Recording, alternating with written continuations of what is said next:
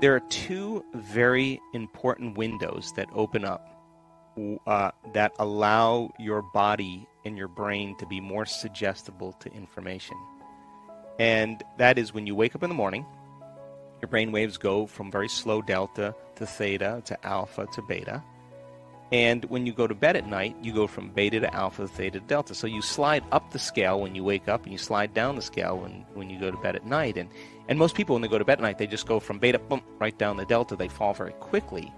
But you can teach people then how to just sit and slow everything down and begin to visualize, begin to affirm, begin to change their thoughts, to begin to work with their body. When they wake up in the morning, when they go to bed at night. And it seems, according to our research, that those changes can last for hours. A person feels better. They don't feel as stressed. They don't feel as imbalanced. They don't feel as incoherent. They're not worrying as much. They're not obsessing as much. They're not over-focused about something as much. Those are beautiful windows when we wake up in the morning and when we go to bed at night. So what do most people do when they wake up in the morning? Your brain is a record of the past. It's an artifact, a memory bank of everything you've learned and experienced to this moment. So people wake up in the morning and they start thinking about their problems. Mm-hmm. And those problems are memories in the brain that are connected to certain people and certain things at certain times and places. So they wake up in the morning and they start thinking in the past. Now, the moment they start having those thoughts, every one of those experiences has an emotion associated with it. So when they start thinking about their problems or the problems of the world or the problems of their body or whatever it is, problems at work, they all of a sudden start to feel the correlated emotion. So now their body's in the past.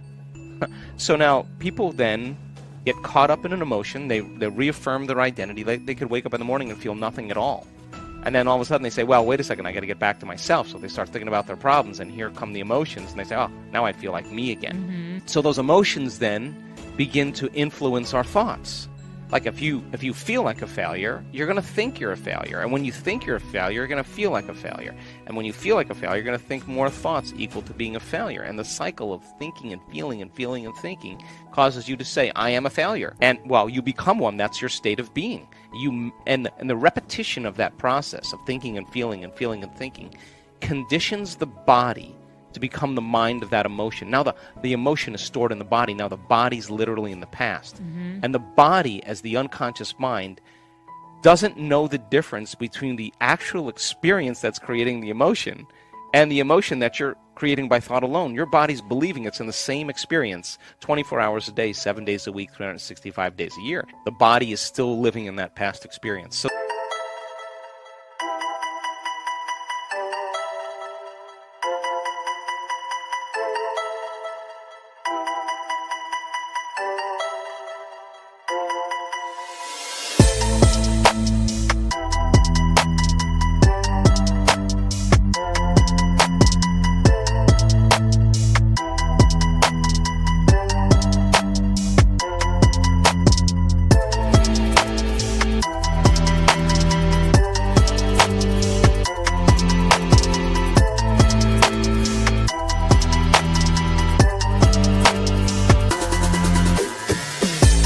So then getting people out of the past is the work. So then they wake up in the morning after they reaffirm who they are and they can't think greater than how they feel. They're in the familiar past. So if you're in the familiar past, you're going to do the things that reaffirm the emotions of your predictable future. So you wake up in the morning, you check your WhatsApp, you check your text, you mm-hmm. check your Twitter, you tweet, you check your Facebook, you check your email, you check the news, you check your other email. Now you are really connected to everything that's known in your life. And then you run through a series of routine behaviors. You move around your house the same way you always do. You do all the same things. You go to the same grocery store. You buy the same food. You shop the same way. You do all these, you watch the same TV shows, and people do this and for 10, 20, 30 years. Now their body's on autopilot. And their body's dragging them into a predictable future based on what they did in the past. We could actually take their yesterday and lift it up and set it on their tomorrow, which means then they've lost their free will to a program. So now the familiar past and the predictable future is called the known. There's only one place that you have to train a person to be so that they're not in the known, they're in the unknown, and that's called the present moment. So people get very happy being unhappy because They would rather cling to their unhappiness than take a chance on possibilities. So stepping into that river and beginning to make a new choice and understanding that that uncertainty, that unpredictability is the unknown.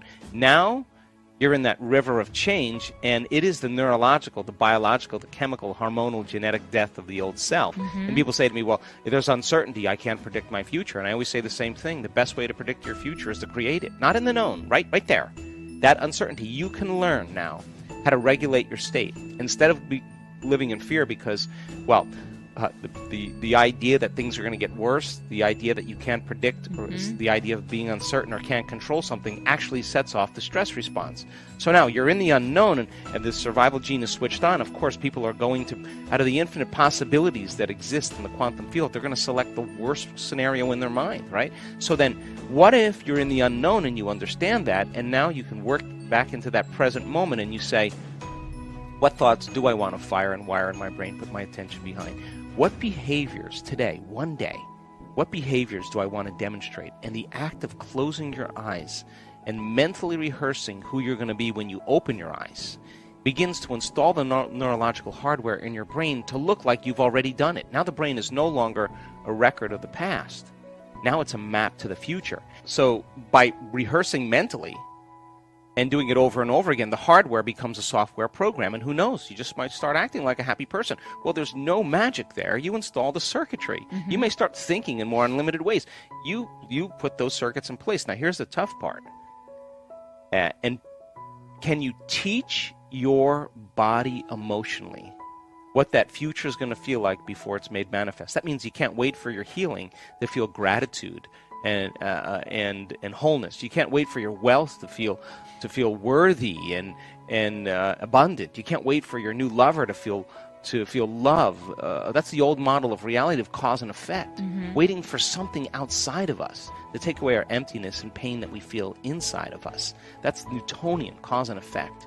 The quantum model of reality is about causing an effect. That means the moment you start feeling worthy and abundant, you're generating wealth. The moment you're in love with yourself and you're in love with life, you create an equal. Well, the moment you start feeling gratitude and wholeness, your healing actually starts to begin.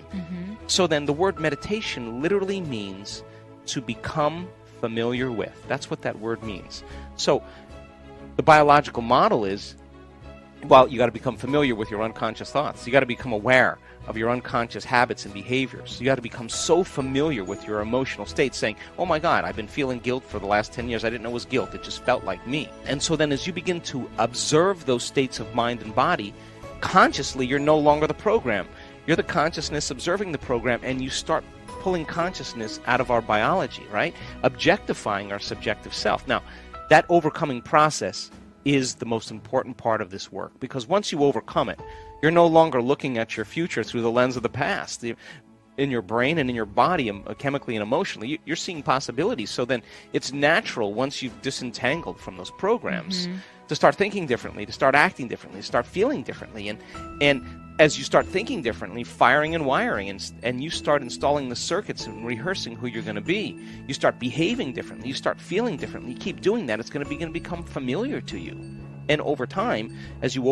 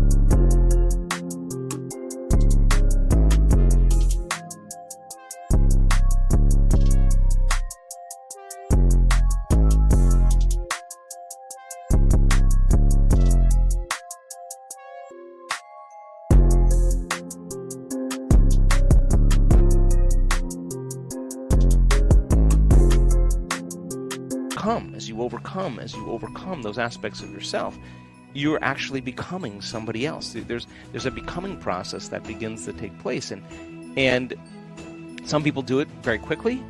Other people, it just takes some time. But once you understand the formula. And once you understand what it all means, you start seeing people make some pretty big changes. I'm not about positive thinking. People can think positive with the 5% of their conscious mind, but they're feeling negative for the last 40 years. That thought's never going to go anywhere. It's about changing your state of being. I think that, we're habituated. You're habituated to think about your kids, to think about your husband, to think about the grocery list, to think about when the garbage day is, to think about your errands you have to run, think about the emails you have to answer. We're habituated to shift our attention from one thing to the next. We have this mobile thing called awareness, And so we habituate ourselves into shifting our attention very quickly so that we can get a lot of stuff done. And when you do that, your brain waves kind of amplify into a higher aroused state called high beta brain waves. And that's good. That's good if you need to be alert. But as those thoughts come in, I don't really care that they come in. I'm just noticing they're coming in, but they're not the thoughts I want to put my attention on. So as you begin to have those thoughts coming in and you start applying a way to change your brain waves, in the beginning, just like when you work out, in the beginning, I don't want to do this, it hurts, and then halfway through the workout, you're totally involved in it, and your fatigue is gone, you're not thinking about anything else, you're clear. Well, you keep doing it. Our research shows that, and we just had a group of scientists study a bunch of our brain scans in Bond University in Australia, thousands and thousands of brain scans. She called me up and she said, we have never seen a community of people have the ability to change their brain waves so quickly, like 4 seconds, 5 seconds, 9 seconds.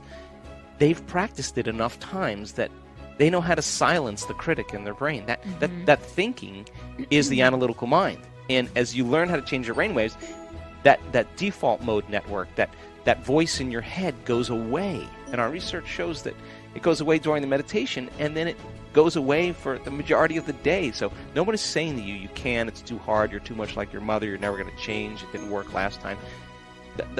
That's silenced in the brain. So it's not so much that you have to try to get those thoughts out of there. You just know that they're going to come, and you keep directing your thought at something else, and you keep applying the formula. Sooner or later, the chatter just goes away, and that's the relief. And you practice it, then you know when you're there and you know when you're not.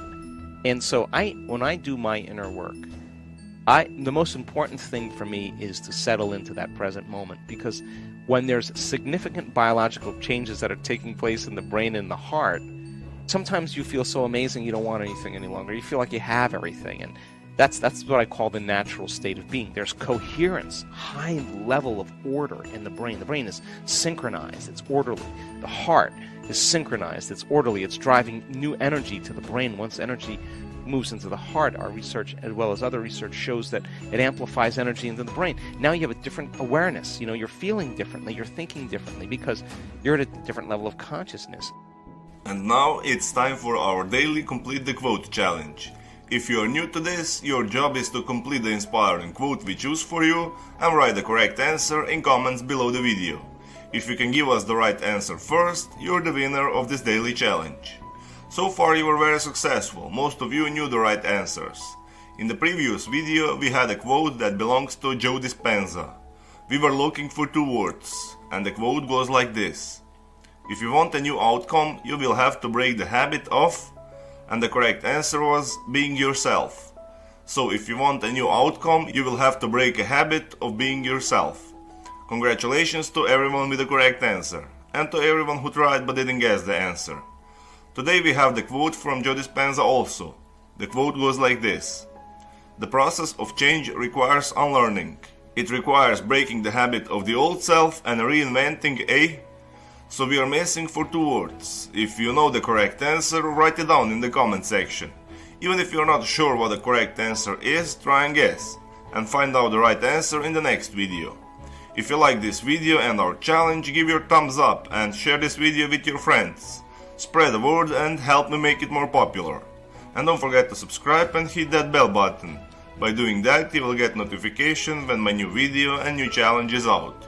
If you really like what we do here and want to support us, you can join our channel and our community for a symbolic fee and gain many other additional features.